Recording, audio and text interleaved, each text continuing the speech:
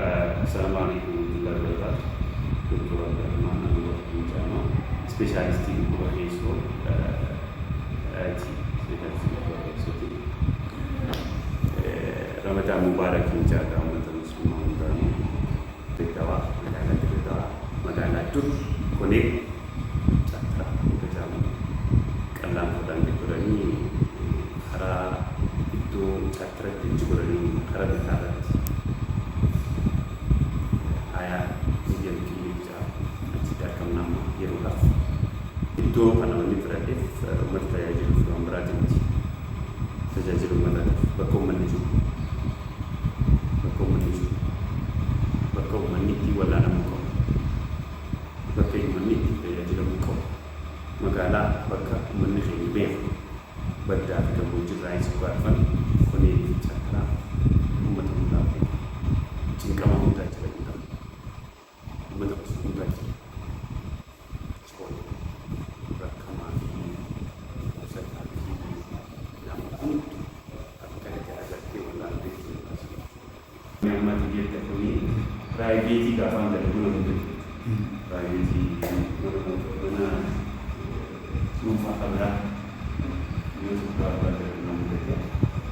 dapat menjadi sejarah orang Muslim dapat menurut sudah berbasis mati dengan dari kemudian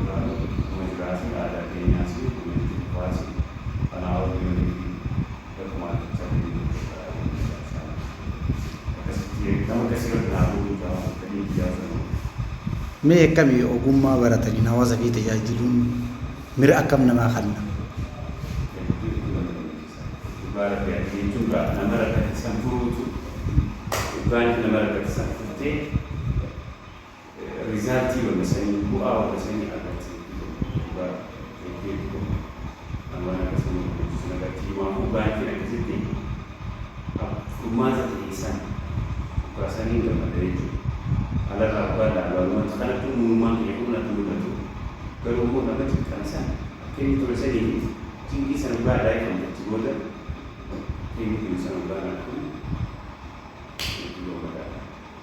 me amma khaysaa'u bikifun islifaariyaa irra deebi'aadhaati namoota jechuun iddoo kana dhufu barbaatan new vision medium clinic eessitti argamu irra deebi'aati tajaajila akkam akka kannaa jirtan osoo gabaabsitanii uummataaf ifa gootanii sagalee baasaati duraan dursee ani speeshaalistii dhukkuba keessooti hojiin kiyyaas keessattuu qabatu dhukkuboota biraa kana dhufus mana mataa isaanii qaba namoota adda addaati jira namoonni adda addaa kan irratti tajaajila kan speeshaalistoota adda addaati isaan kanaanis fayyadamee speeshaalitii adda addaa dhukkuba adda addaa kan jechuudha guddaa immoo dhukkuba keessatti juga wanni tajaajila keessatti argamaa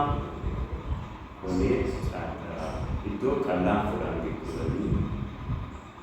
meetira dhibba lamaarratti karataa dhibbaa fudhan